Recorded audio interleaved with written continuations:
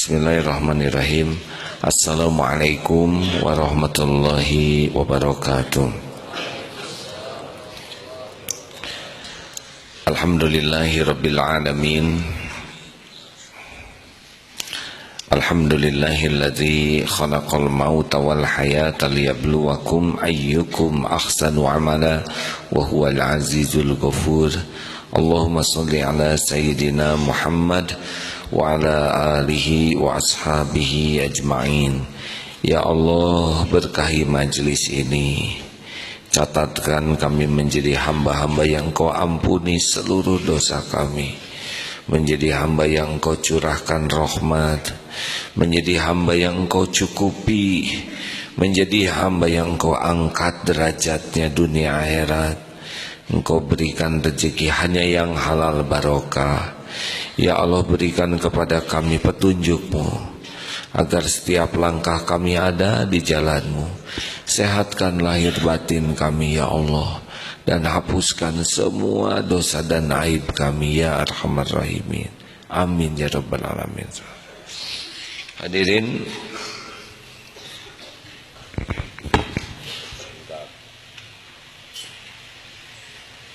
sudah terpasang? Sebentar.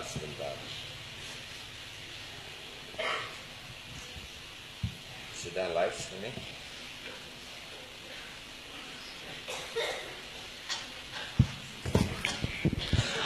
Alhamdulillah hadirin, doa yang barusan adalah doa waktu sholat. Rabbighfirli, ampuni saya ya Allah.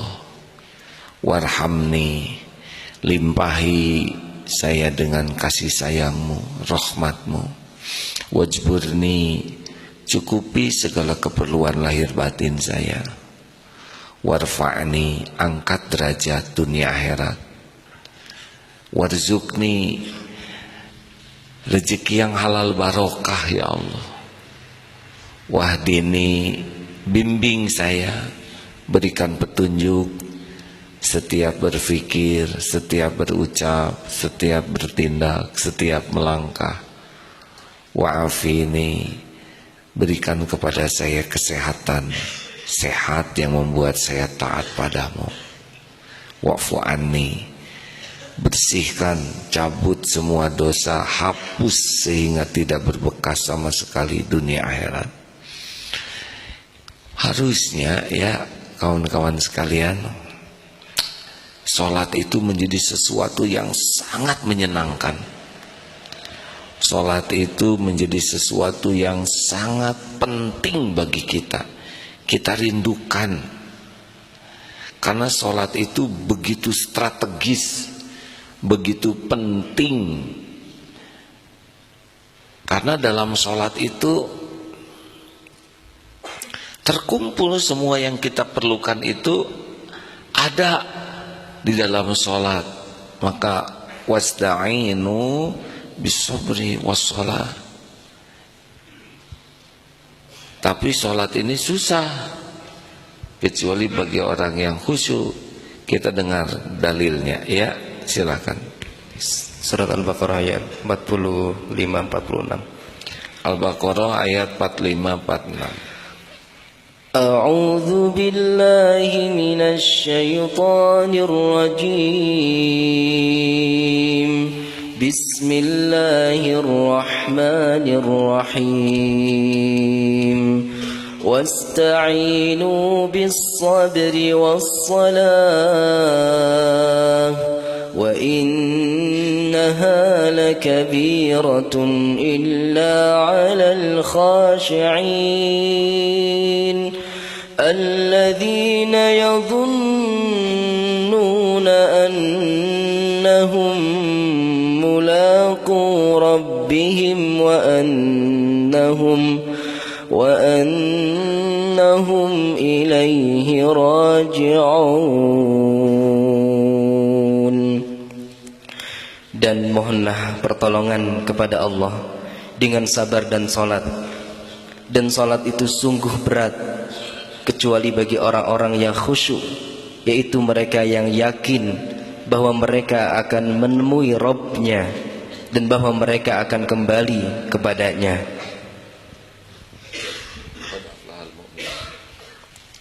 Jadi sholat itu akan lebih mudah bagi orang yang khusyuk. Siapakah orang yang khusyuk? Yaitu orang yang yakin kepada Allah bahwa kita akan menemui Allah, yakin bahwa Allah lah satu-satunya pemberi keputusan.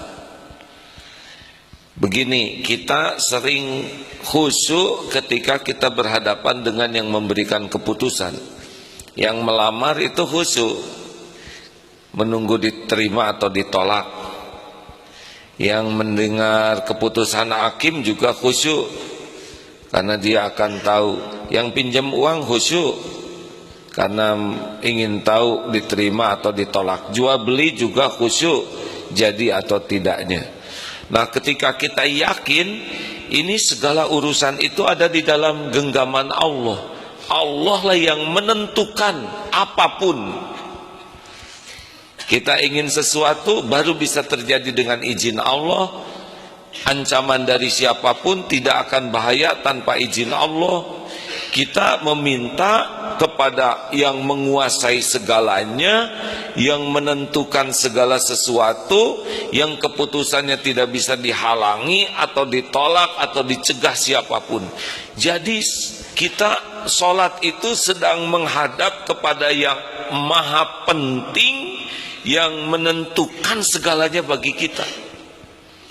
Jadi kalau orang kurang khusyuk, itu indikasi bahwa Allah itu masih kurang penting baginya, atau belum yakin Allah yang maha memberikan keputusan. Sekarang ingin apa? Semuanya ada dalam kekuasaan Allah. Ingin jodoh, hanya Allah yang menentukan. Ingin sehat, hanya Allah yang menyembuhkan. Ingin rezeki, hanya Allah yang membuka. Ingin tenang, hanya Allah yang menurunkan sakinah. Ingin hafal Quran, hanya Allah yang bisa membuat kita mengingatnya. Ingin sehat, ingin selamat, ingin tenang, ingin apapun, pasti yang kita inginkan itu sepenuhnya ada dalam kekuasaan Allah mutlak. Dan sholat itu adalah amalan yang sangat disukai Allah subhanahu wa ta'ala. Makanya kata kuncinya, yakin tidak nih? Sebetulnya apapun kita bisa minta lewat sholat, karena dalam sholat itulah terkumpul adab yang luar biasa di dalam berdoa. Berwudu, menghadap kiblat, diawali dengan niat yang tulus, takbir, tahmid, tahlil, tasbih, ada Al-Fatihah, Ummul Quran, ada bacaan Al-Quran lainnya, ada ruku, bertasbih sambil ruku, Masya Allah, ada itidal, ada sujud, dan ada doa di antara dua sujud yang sangat luar biasa, yang mencukupi semua keperluan dunia akhirat kita. Ampunan Allah, sholat. Ingin disayang Allah, sholat. Ingin dicukupi keperluan lahir batin, sholat. Cukup tuh jangan hanya cukup uang dan makanan ya, kita perlu kecukupan informasi, kecukupan ilmu. Kita banyak keperluan lahir kita ini ya, banyak keperluan ini lahir batin kita ini, dan itu dicukupi dengan meminta lewat sholat. Ingin oleh Allah diangkat derajat dunia akhirat, sholat. Berarti itu ketakwaan kita tuh, karena inna akramakum indallahi atqakum. Ingin kita rezeki yang halal barokah dan aneka jenis rezeki lainnya, sholat. Ingin ditunjuki oleh Allah berpikir yang benar, berkata yang benar, mengambil keputusan, melangkah kemana, sholat kuncinya. Ingin sehat, afiat, sholat.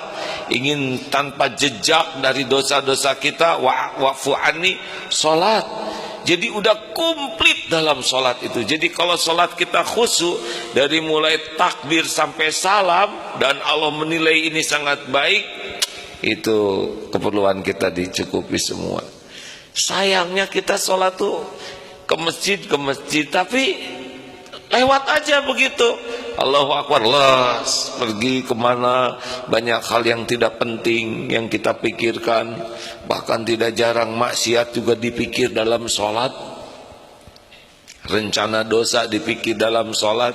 Selesai kita tidak merasa bersalah, dan Allah pasti tahu persis yang dipikir, yang di hati. Ada gerakan, ada ruku sujud, Allah saksikan, dan Allah tahu lari kemana hati kita, pikiran kita, dan Allah juga tahu kita tidak merasa bersalah. Jadi seperti kita sedang, punten ya, mungkin kita jumpa dengan seorang yang sangat baik, yang menentukan, mengambil keputusan, dan sudah mau menerima kita, ya. Kalau kita ngadu ke orang mah sekali juga orang bisa kapok. Keseringan ngadu makin kapok. Tapi ke Allah mana sekarang? Sok sekarang mau menghadap gubernur segitu susahnya, kan? Mau menghadap presiden lebih rumit lagi. Lah menghadap ke Allah sehari 5 kali. Privasi, hadirin, privasi, diberikan perlakuan khusus, personal, mau curhat, mau ngadu, dan kita ngadu kepada penguasa jagat semesta alam yang memiliki segalanya, yang menguasai segalanya dan menentukan segalanya. Dan itu sholat kita udah diperlakukan sangat spesial, tapi kita hanya ngelantur, ngomong ngelantur. Coba ketemu dengan gubernur nanti ngomongnya ngelantur, kerumui, kedebuk, tongel. Mungkin oleh saya nggak tahu lah. Nah, ini di hadapan Allah yang maha tahu pikiran dan isi hati kita. Makanya kalau sholat itu siap gitu, walaupun 2 rakaat berikan yang terbaik. Saya nggak sanggup tahajud 11 rakaat, ya sudah 2 rakaat saja, tapi tertib dari mulai niat, takbir, bacaan, seperti membuka brankas lah, ceklek. Jadi tiap bacaan, tiap takbir, tiap gerakan tuh ada isinya dengan sadar. Kan kalau katanya buka brankas begitu klek, dan nggak mungkin buka brankas nomor seenaknya, nggak akan kebuka, benar? Nah, silakan surat Al-Mu'minun, silakan Ustaz. Surat Al-Mu'minun ayat 1-2. Bismillahirrahmanirrahim. Qad aflahal mu'minun alladzina hum fi salatihim khashi'un. Sesungguhnya beruntunglah orang-orang yang beriman, yaitu orang-orang yang khusyuk dalam salatnya. Kalau tidak khusyuk bagaimana? Surat Al-Ma'un. Surat Al-Ma'un ini bagaimana kalau kita tidak khusyuk? Surat Al-Ma'un, silahkan Ustaz. Bismillahirrahmanirrahim. Fawailul lil musallin alladzina hum an salatihim sahun alladzina hum yura'una wa yamna'una al-ma'un. Surat Al-Ma'un ayat 4-7. Maka celakalah orang yang salat, yaitu orang yang lalai terhadap salatnya, dan yang berbuat ria, dan yang enggan memberikan bantuan. Jadi kalau kita ingin bahagia, sukses, menang, itu harus berusaha keras, memiliki keimanan dan kekhusyuan. Karena khusyuk dalam sholat itu sebetulnya bukti keyakinan kita bahwa Allah lah yang maha penting bagi kita, yang menentukan segalanya, dan Allah maha melihat, maha dekat, maha mendengar, maha tahu isi hati. wa asiru qaulakum aw ijharu bih innahu alimum bidatis sudur. Mau engkau sirkan kata-katamu atau engkau jaharkan, sesungguhnya Allah tahu isi hati kita. Nah, kata kuncinya adalah yang pertama, Allah lah yang maha menentukan segalanya. Kata kuncinya itu Allah yang maha penting bagi kita. Dialah penentu segala-galanya. Apapun yang kita inginkan, gak ada yang terjadi kalau Allah tidak mengizinkan. Apapun yang kita cemaskan tidak akan terjadi tanpa izin Allah. Yang kedua, kata kuncinya adalah sing yakin bahwa Allah itu maha memperhatikan kita. Wa huwa ma'akum ainama kuntum wallahu bima ta'maluna basir. Dan dia Allah bersamamu dimanapun kau berada, dan Allah maha melihat apapun yang kau kerjakan. Wa nahnu aqrabu ilaihi min hablil warid. Dan kami lebih dekat kepadanya daripada urat lehernya. Artinya Allah tahu persis lah kekuasaan Allah menyelimuti kita, pengetahuan Allah subhanahu wa ta'ala menyelimuti kita. Nah, kalau dilatih ini bisa nih. Walladzina jahadu fina lanahdiyannahum subulana. Kata kunci yang ketiga adalah kita sungguh-sungguh. Nah, kita jarang sungguh-sungguh pengen khusyuk tuh jarang. Kita hanya baru pengen sholat, belum pengen khusyuk, pengen dapet nih sholat ini. Kita sholat saja seperti melakukan rutinitas. Akibatnya ya begitulah. Tendangannya, hasilnya kurang kuat. Hadirin para pendengar yang budiman, insya Allah pada jam 9 pagi ini di Masjid Trans Studio Mall TSM bersama Ustadz Komarudin. Silakan hadir bagi warga Bandung dan sekitarnya. Bagian kedua, tapi datang lebih awal itu bagus karena bisa sholat duha, bisa itikaf, bisa lebih depan untuk mengkaji ilmu. Silahkan ajak yang lain. Yang kedua, insya Allah pada hari Sabtu malam ada itikaf di Darut Tauhid. Silahkan kita makmurkan malam dengan qiyamul lail, dan pagi harinya kita akan sholat malam, dan muhasabah, lalu siaran, sholat subuh berjamaah, dan siaran insya Allah Kang Emil juga saya dengar akan ikut gabung sholat subuh jamaah di Darut Tauhid, dan kita bertukar pikiran. Mudah-mudahan lebih banyak yang kita pahami untuk kita amalkan. Ini undangan bagi siapapun ya. Dan terima kasih kepada yang mau menyediakan makanan sarapan pagi. Ada roti bread ya, yang selalu istiqomah menyediakan ribuan roti untuk para peserta itikaf. Mudah-mudahan Allah menerima amal kita ini, dan semoga sudah tersambung dengan guru kita.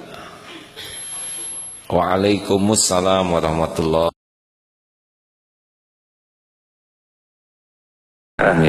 Alhamdulillah. Bagaimana sehat terus? Alhamdulillah. Alhamdulillah. Kapan mau berangkat lagi ke Tanah Suci ini? 4 Maret. 4 Maret? Iya. Oh, kalau gitu sama-sama tanggal 4. 4 Februari ya. Insya Allah semoga semakin bersih ya Pak Miftah. Kan Amin. dari umroh ke umroh itu menggugurkan dosa ya. Mudah-mudahan insya Allah. Ya, itu semangat umroh salah satu diantaranya itu Pak. Dari umroh ke umroh itu akan menggugurkan dosa. Jadi, dan mungkin ada yang kenapa sih Pak Miftah dan A sering ke Mekah? Satu karena undangan Allah, yang kedua karena gratis kita ya Pak ya. Alhamdulillah. Silakan Pak, mudah-mudahan selalu dibimbing Allah. Mangga. Assalamualaikum warahmatullahi wabarakatuh. Alhamdulillahi rabbil alamin. Wassalatu wassalamu ala asyrafil anbiya wal mursalin wa ala alihi wa sahbihi ajma'in. Para pendengar yang berbahagia dimanapun Anda berada, kita akan melanjutkan bahasan mengenai sholat yang berkualitas. Tadi sudah disampaikan salah satu diantaranya adalah sholat khusyuk. Jadi sholat itu berkualitas apabila pertama tentu saja dilakukan sesuai dengan salatnya Rasulullah Sallallahu Alaihi Wasallam, karena setiap bentuk ibadah terutama salat dinyatakan oleh Nabi, sallu kama ra'aitumuni usolli, salatlah kamu sebagaimana aku salat. Jadi kalau kita ingin tahu salat kita baik, benar atau tidak, maka kita harus membaca hadis tentang bagaimana beliau salat. Nah, insya Allah selama ini pada umumnya di kita sudah melaksanakan salat sesuai dengan bimbingan para ulama, sebagaimana salat yang dicontohkan oleh Rasulullah Sallallahu Alaihi Wasallam. Kemudian yang kedua, salat itu dapat dikatakan sebagai berkualitas, tidak hanya caranya yang benar, tetapi juga harus ikhlas. Salat dilaksanakan semata-mata mengharap ridho Allah Subhanahu wa Ta'ala. Sudah sering kita dengar bahwa salah satu kerugian beramal adalah yang dilakukan tanpa keikhlasan, yaitu melakukan ibadah termasuk salat tapi mengharapkan pujian, penghargaan dari manusia. Nah, ini ikhlas. Kemudian yang ketiga, salat itu khusus, salat dilakukan dengan khusyuk tadi. Jadi selain ikhlas, pelaksanaannya sesuai dengan salat Nabi, niatnya ikhlas semata-mata mengharap ridho Allah Subhanahu wa Ta'ala, dan yang ketiga dilaksanakan dengan khusyuk. Khusus untuk salat fardu itu ada tambahan, selain harus sesuai dengan contoh salat Nabi, harus ikhlas, kemudian yang ketiga khusyuk. Untuk salat fardu ada tambahan, yaitu salat fardu dilakukan secara berjamaah, dan kemudian dilakukan terutama untuk pria, dan tentu tidak dilarang dan baik juga untuk wanita, adalah di masjid. Nah, kalau semua salat itu dilakukan, nanti sampai kepada tingkat kualitas yang dinyatakan oleh Rasulullah Sallallahu Alaihi Wasallam, yaitu kualitas ihsan, yaitu anta'budallah ka'annaka tarah. Kau sembah Allah seolah-olah engkau melihat Allah. Nah, ini puncak kenikmatan salat apabila kita sudah mencapai namanya kepuasan spiritual. Jadi salat itu menjadi nikmat, salat itu menjadi refreshing. Selain ibadah tentu, salat itu juga menjadi syifa, pengobatan spiritual. Sehingga dengan salat hilanglah perasaan-perasaan yang tidak baik, kekecewaan, kejengkelan, kemarahan, stres dan lain-lain. Nah, menemukan kenikmatan. Ini kualitas yang tertinggi setelah sekali lagi dilakukan sesuai dengan salat Nabi, kemudian dilakukan dengan ikhlas, dan kemudian dengan khusyuk, dan dua kualitas tambahan untuk salat fardu, awal waktu berjamaah dan di masjid. Awal waktu berjamaah dan di masjid. Baik. Salat khusyuk, salah satu salat yang berkualitas adalah pertama, kita melakukan salat tentu sekali lagi sesuai dengan petunjuk Nabi. Tidak boleh demi kekhusyuan kita korbankan tata cara salat. Tidak boleh kita membuat ritual-ritual tertentu supaya khusyuk, sehingga salat umpamanya saja perlu dihantarkan dengan musik klasik begitu. Tentu tidak boleh. Atau supaya khusyuk kemudian kita berusaha untuk menutup mata, menutup telinga, dan segala macam ditutup supaya tidak ingat. Tentu tidak seperti itu, tetap dalam keadaan normal. Jadi lakukanlah salat itu dengan khusus sesuai dengan petunjuk Nabi. Ada yang disebut khusyuk fisik. Khusyuk fisik artinya hanya melakukan hal-hal yang memang menjadi bagian daripada rukun salat. Artinya begini, bisa dikatakan secara fisik tidak khusyuk kalau sedang salat itu tangan kita bergerak terus garuk sana garuk sini, cincin diputar-putar, jam tangan digosok-gosok, sarung dirubah-rubah. Nah itu bisa dikatakan secara fisik tidak khusyuk. Nah ini khusyuk. Tapi kekhusyuan secara fisik ini dalam ajaran Islam bisa dikorbankan demi kepentingan kemanusiaan. Umpamanya kita sedang sholat, kemudian ada anak kecil membawa pisau tajam di depan kita. Di depan kita boleh mengambil pisau tajamnya itu dengan cara yang baik. Atau ibu sedang sholat di rumah, kemudian anak naik sedang sujud naik ke atas terus. Nah harus hati-hati, anak harus diselamatkan juga. Atau sedang sholat, kemudian ada tamu penting sekali, tamu itu dari luar kota, kalau tidak dijawab nanti kembali kasihan pada jauh, maka boleh kita mengeraskan suara takbirnya, Assalamualaikum Allahu Akbar, biar dia tahu bahwa kita sedang sholat. Atau seperti yang sering terjadi ini di masjid, lagi sholat kemudian HP-nya bunyi, pas bunyinya dangdut lagi. Nah itu jangan dibiarkan mengganggu kehusyuan orang banyak. Ambil aja HP itu, segera matikan. Jadi korban kehusyuan kita tapi tidak mengganggu kehusyuan orang lain. Yang paling baik tentu saja kita harus mempersiapkan supaya sholat itu khusyuk, HP-nya juga disesuaikan, bisa membantu kehusyuan ini secara fisik. Sesuai dengan melaksanakan sholat sesuai dengan atau tidak melakukan kegiatan apapun kecuali rukun sholat. Sekali lagi kecuali dalam keadaan darurat. Umpamanya saja contoh lain, kita sedang sholat kemudian jam tangan atau kacamata kita ditaruh di kantong atas pada waktu sujud, waduh mau jatuh, ambil aja dulu taruh. Pokoknya, atau kita lagi sujud kemudian tempat sujud ada ulat, ya disindrek aja dulu, dibuang dulu begitu. Tentu mengganggu kehusyuan, tapi itu dalam ajaran Islam kepentingan masyarakat atau kepentingan mendesak kemanusiaan bisa dilakukan dengan walaupun sedikit mengganggu kehusyuan di konsentrasi kita dalam sholat itu.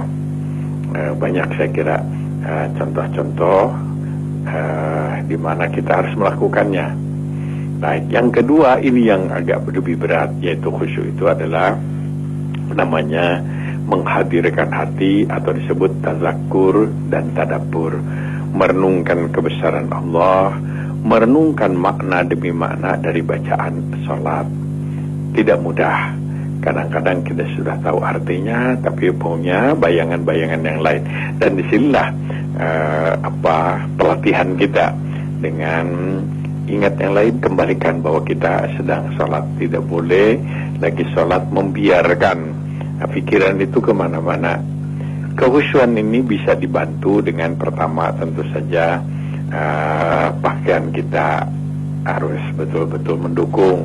Nggak akan bisa khusyuk umpamanya saja kalau sarungnya mau jatuh, nggak akan bisa khusyuk kalau umpamanya saja pakaiannya longgar, pas celananya longgar, nggak akan bisa khusyuk kalau pakaiannya bau, sulit untuk bisa khusyuk kalau pakaiannya tidak mendukung.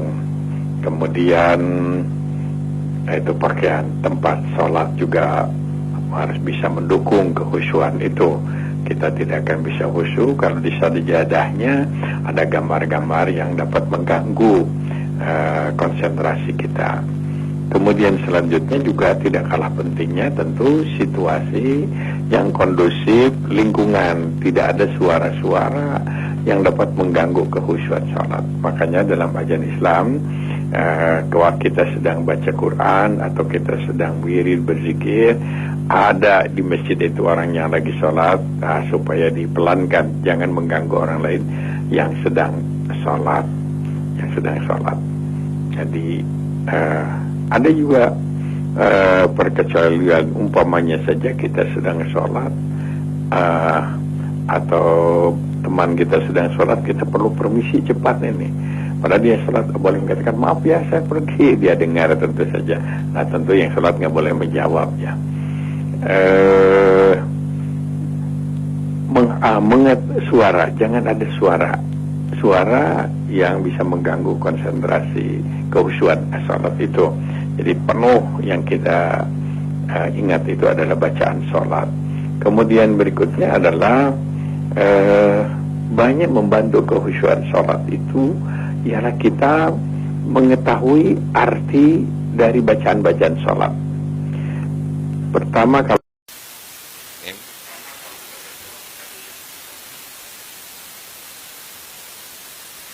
Facebook lagi, ya kita lanjutkan karena sudah 5:30 pas. Jadi memang kalau kita mengerti bacaan sholat lebih nikmat. Fatihah juga sudah merupakan keindahan. Alhamdulillahirabbil alamin. Segala puji hanya milik-Mu ya Allah. Ar-Rahmanir-Rahim. Wahai Allah yang maha pengasih, wahai yang maha penyayang. Maliki yaumiddin. Wahai Maharaja di hari pembalasan. Iyyaka na'budu wa iyyaka nasta'in. Hanya kepadamu ya Allah kami mengabdi, hanya kepadamu kami memohon pertolongan. Bulat hidup ini mau ke Allah, dan hanya Allah yang bisa nolong. Ihdinas siratal mustaqim. Tunjuki ya Allah jalan yang lurus. Ini aja udah enak nih. Siratal ladzina an'amta 'alaihim ghairil maghdubi 'alaihim waladdallin. Minta ditunjuki jalan orang yang Kau beri nikmat, bukan jalan orang yang sesat, bukan orang yang jalan yang Kau murkai dan yang sesat. Ini aja udah enak.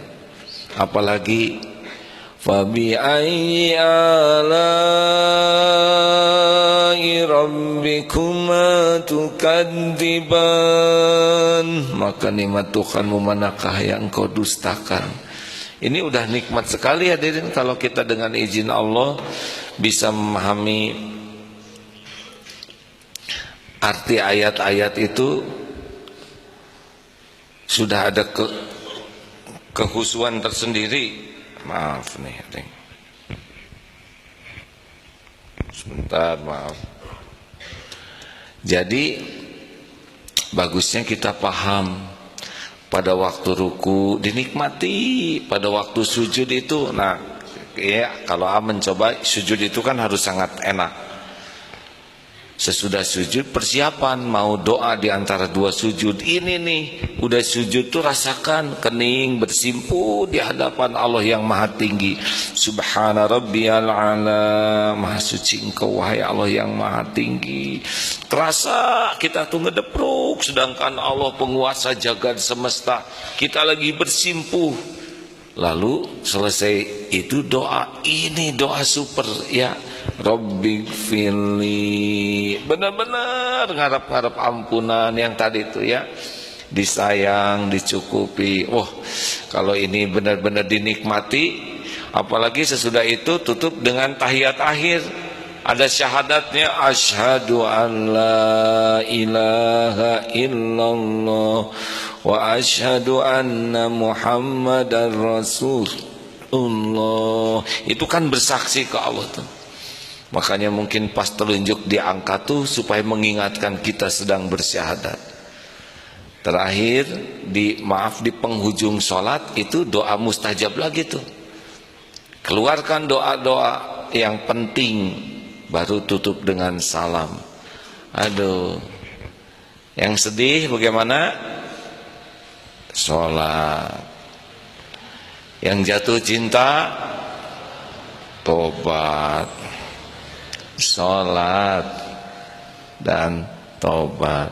Yang punya hutang, bayar. Sholat supaya dibayarkan oleh Allah. Yang cemburu bagaimana?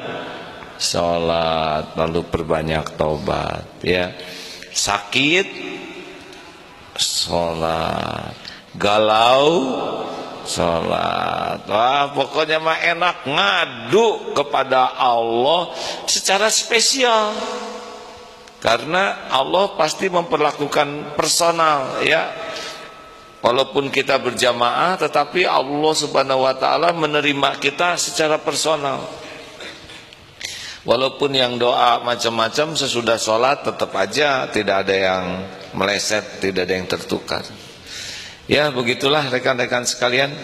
Semoga ada hikmah dan manfaatnya. Ada pertanyaan dari masjid. Ini ada tamu dari mana, Dek? Ini ada yang muda-muda kecil? Han? Saya ada hafal wajah tamu, sebab wajah-wajah santri ini udah hafal ya. Walaupun ribuan, ya hafal aja auranya. Karena aura tahajud jadi gini aja. Silakan, ada pertanyaan dari masjid? Tidak, kalau tidak selesai nih acara kita. Cung? Tidak ada yang naik. Terlalu dekat nggak boleh, harus yang jauh. Ya, silakan Dek. Pakai mikrofon.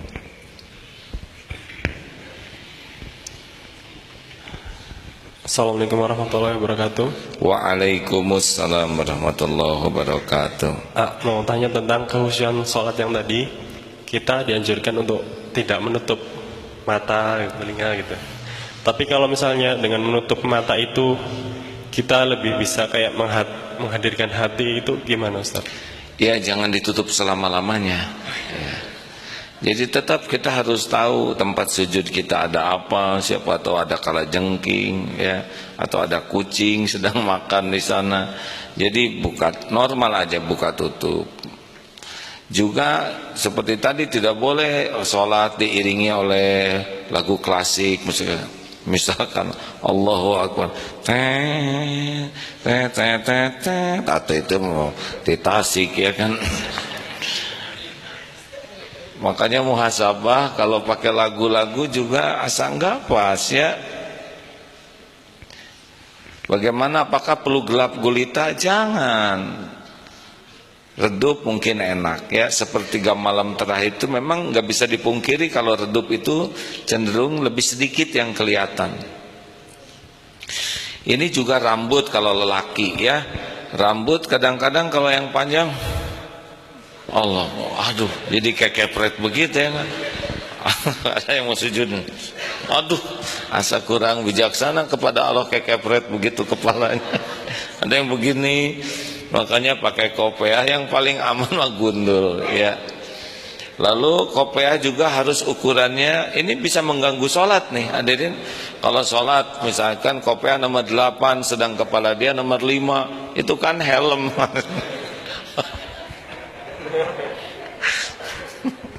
Tutup ke sini, menceng sana, menceng sini. Atau kekecilan kayak congcot, kepala nomor 6, kopiah nomor 4, itu juga bikin gak khusyuk yang di belakang. Benar, kalau kekecilan kopiah jatuh lagi, apalagi pas jatuh namanya beda dengan nama dia.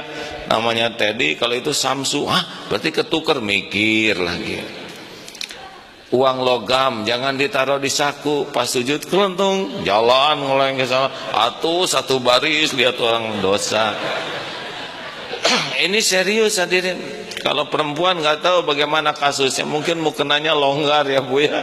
Kalau mau kena longgar jadi gini, bulatnya di bagian mulut, ini juga kurang wibawa. Harus yang proporsional, termasuk sajadah ini ya. Sajadah tuh kalau bisa jangan yang banyak gambarnya. Kalau gambarnya gambar Ka'bah, Allah, ya Allah, kapan saya bisa ke Mekah? Yang Allah Akbar, nyicil juga nggak dapet, terus mikiran Ka'bah. Bagi yang sudah ke Mekah, Allah, nggak kayak gini. Ini pasti buatan Cina, RRC yang aslinya nggak kayak gini. Allah, kan ini nggak ada menara ini kan? Allah Akbar, selesai saja. Jadi bisa ngaco, itu juga sajadah. Apalagi Idul Fitri pakai koran sajadahnya yang dibaca tuh, Allah, telah terjadi pelecehan. Oh apa nih? Oh atau CF. Ini serius hadirin. Handphone juga bahaya nih.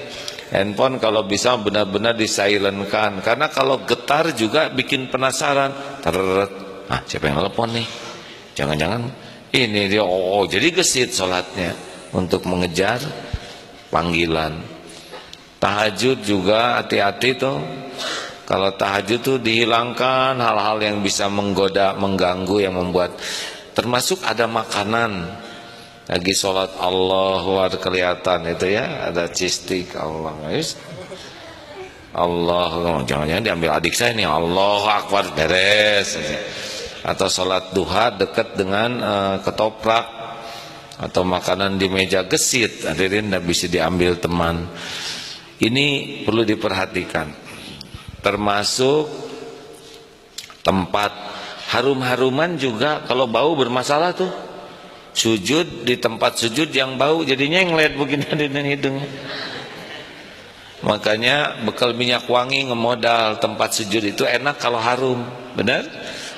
Suka sholat di beberapa masjid yang memang tempat sujudnya tuh harum, karena ada tempat sujud yang dicuci lalu pakai pengharum, enak, dan tidak usah banyak mikir. Harum apa ya, nggak khusyuk lagi, hadirin, yang proporsional ya. Kenapa ya di masjid ini harum, kalau di masjid yang lain nggak harum? Jangan-jangan lavender, bukan, itu juga nggak khusyuk. Syukuri saja harum. Itu harum. Kemudian pakaian, tempat, udara juga panas. Ini bisa rada-rada mengganggu nih. Atau AC atau kipas angin. Allah Akbar. Ini saya pernah kakabun, di belakangnya ada kipas angin, jadi tegang nih. Imamnya lama tuh jadi jengkel bawaannya, karena dingin kena leher. Jadi betul-betul tertib lah. Dan tolong kalau memperbaiki sajadah tuh jangan pakai kaki ya. Ini sajadah nutup cepak ujungnya teh, miring begitu, aduh, jangan. Nah, juga kita bisa nggak khusyuk kalau ada yang suka ngebagiin sajadah. Misalkan kita sholat nih, saya juga suka keganggu kalau gini ya. Sholat kita ngebawa sajadah, lalu yang di sebelah bawa sajadah, dan dengan baik hati sajadah itu dipakai untuk sujud kita. Masalahnya adalah dia bagian kepala, kita bagian kakinya. Aduh, jadi ceker terus. Tiap mau sujud tuh jadi dendam, karena kita bagian ceker dan tempat duduk dia. Kalau mau tidak semua orang mau pakai sajadah kita ya, apalagi sorban. Misalkan ini kita sholat di jalan, supaya mereka sujud pakai sorban kita, dan sorbannya kumel. Aduh, kita bisa dendam kesumat ya. Tahu dirilah kita kalau mau berbuat baik ke orang, jangan sampai menghilangkan kekhusyuan orang. Benar? Bagaimana tentang anak-anak di masjid? Nggak apa-apa anak-anak di masjid. Rasulullah juga pada waktu sholat pernah cucunya itu naik ke punggung dan lama sujudnya. Berarti ada tuh anak kecil di masjid, hanya tinggal ditertibkan ya. Pernah Rasulullah sholat dipercepat karena mendengar ada bayi yang menangis, takut ibunya menjadi gelisah, dipercepat. Jangan marah. Nah, yang bahaya itu adalah ketika lagi sholat ada handphone bunyi dan dangdut itu yang waduh, dendam kesumat kita kan. Udah mah nggak tahu di mana yang bunyinya. Itu ujian ya. Kalau kita yang mendengar handphone bunyi, kita harus langsung husnudon. Memang agak berat nih ya. Ini adalah takdir Allah. Kali ini saya harus diuji, perang lawan suara handphone. Yang kedua husnudon, pasti yang punya handphone ini nggak niat mengacaukan sholat kita ya. Yang ketiga, tapi dangdut, mudah-mudahan sesudah ini diganti dengan murotal ya. Harus diperangi, langsung kita fokus ke Allah lagi. Ini ujian kehusuan. Karena ada yang ketika bunyi, aduh siapa kurang ajar, pasti handphone jelek kayak gini. Dia nggak kayak punya iman sama sekali. Selesai aja sholat kita memikirkan dia. Termasuk bahaya kalau sholat beda gerakan dengan yang sebelah. Kan Takbir tuh ada yang di dada, ada yang di telinga. Nggak apa-apa, semuanya ada dalilnya. Jangan mikirin tangan orang. Nah, kia juga nu nyari cangkeng, oh dosa kita. Padahal itu ada dalilnya. Kalau kita di atas jangan komentar yang begini, kalau kita begini jangan komentar yang di atas. Nyimpen tangan, ada yang dada tuh begini, ada yang begini, ada yang agak bawah, bahkan ada yang tidak sedekap sama sekali. Biarin itu tangan mereka. Kita kan punya tangan sendiri. Kenapa jadi mikirin tangan dia? Iya, nah, eta teh aliran naon. Terus saja memperhatikan dia. Apalagi telunjuk pada waktu tahiyat kan ada yang dari awal, ada yang ketika syahadat, ada yang diputar-putar, ada yang digerak-gerak. Itu jari orang. Kita punya telunjuk sendiri, udah itu aja. Naon muter-muter juga nulieur. Lagi beri gitu terus we jadi kacau. Dan kalau ruku jangan suka lihat jari orang. Pas ruku eta jempol. Kenapa jarinya jempol semua? Nah, eta kuku panjang gitu. Coba hitam lagi ujungnya. Orang lain mah bertasbih, kita lihat ujung kuku orang. Hati-hati nih hadirin. Gimana kalau kita kedesak? Kan suka kedesak sholat itu ya. Jangan sampai adu dogong. Ini buat yang suka merapatkan kaki, ini penting ya, karena tidak semua orang enak gitu kakinya rapat nempel tuh. Ada yang geli, ada yang kagok, misalkan sama guru gitu nincak, wah, jadi risih. Nah ini harus, dan jangan terlalu ngajegang, tahu ngajegang kakinya terbuka. Kan ada yang terlalu terbuka, jadi orang nggak kebagian kakinya, jadi menceng sebelah. Ini juga jangan hadirin. Sing rata badan tuh sehingga tidak memakan tempat orang lain. Dan ingat, tidak wajib kita nempel ke kaki orang, itu sunnah saja. Jangan sampai nempel dia nggak enak atau belum tahu ilmunya, dia ngised, kita kejar kaki kita. Jadi kita begini ngajegang dia. Hadirin, ini teh serius, perkara-perkara kecil tuh suka bikin rusak sholat kita. Betul? Nah, gimana yang di sebelahnya huai? Kan ada, kita makanya gosok gigi kalau mau sholat itu, terutama yang dekat jendela atau dekat kipas angin. Karena saya juga suka terancam oleh kipas. Allah, heos ada ya mai. Sholat subuh can gosok gigi, hiliwir. Kepaksa baca Fatihahnya tahan napas, kan kurang bijaksana. Ayo hebos dulu. Kalau kita merasa pening dengan mulut kita, apalagi orang lain yang tidak ada kaitan dengan mulut kita, tolong perketekan juga ya. Ini serius hadirin, karena ada yang kadang-kadang punten ya, kalau orangnya memang tidak punya lagi pakaian dan sebagainya, ya udah terima itu mah episode. Kadang kita ketemu dengan di sebelah kita tuh yang memang nggak punya lagi penggantinya dan kita tahu itu yang terbaik ya kita. Tapi kalau masih memungkinkan pakai deodoran, pengharum, jangan sampai bau kita tuh, aroma kita mengganggu orang lain. Termasuk yang flu. Coba flu sekarang kan sudah tren pakai masker ya, jangan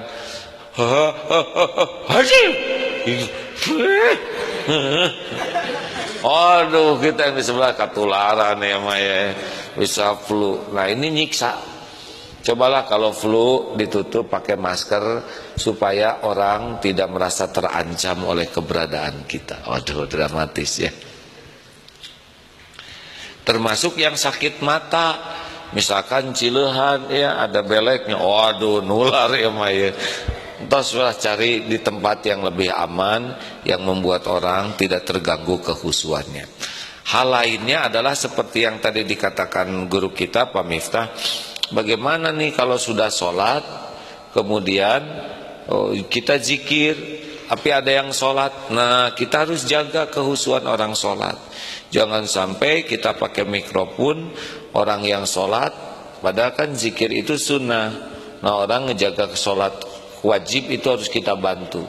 Atau malam-malam tahajud dikeraskan, atau ada yang tidak tahajud ngaji dikeraskan sehingga yang tahajud terganggu semua. Ini tidak benar.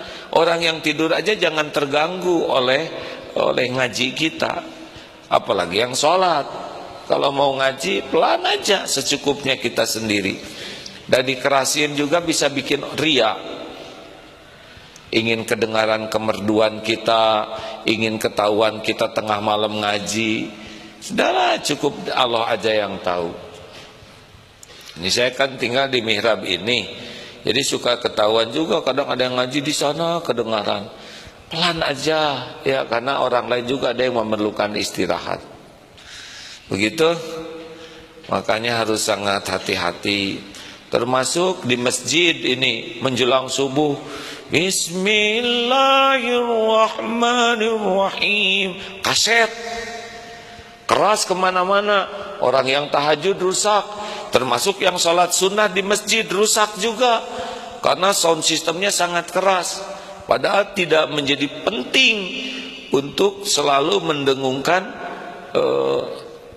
baca Al-Quran di atas. Harus dijaga betul nih hak orang untuk sholat tidak terganggu. Masya Allah. Ya, ini merupakan karunia Allah, kita diperintahkan sholat. Makanya sekarang kalau mau sholat segera ditanamkan, ini penting, ini adalah kunci. Sholat ini adalah saat saya menghadap kepada yang maha menentukan segalanya, yang maha menguasai segalanya. Mudah-mudahan dengan keyakinan seperti itu, maka sholat kita lebih sungguh-sungguh. Walaupun hanya 3 menit, tapi yang bagus gitu. Itu lebih bagus daripada panjang dan ngelantur. Terima kasih pada Facebook yang sudah menyimak, mudah-mudahan manfaat. Kita kumpul pada hari ini di Masjid TSM Trans Studio, dan hari Sabtu kita kumpul di sini ya, insya Allah. Kita doa akhir majelis. Subhanakallahumma wa bihamdika asyhadu alla ilaha illa anta astaghfiruka wa atubu ilaik. Sudah masuk waktu isyraq ini, silakan bagi yang masih punya wudu, pahalanya haji umroh sempurna, sempurna, sempurna sampai 3 kali. Rasulullah bersabda, orang yang sholat subuh dan menunggu isyraq dengan berzikir, sholat sunnah 2 rakaat, dia mendapatkan pahala haji dan umroh sempurna, sempurna, sempurna. Masya Allah. Subhanakallahumma bihamdik asyhadu alla ilaha illa anta astaghfiruka wa atubu ilaik. Assalamualaikum warahmatullahi wabarakatuh.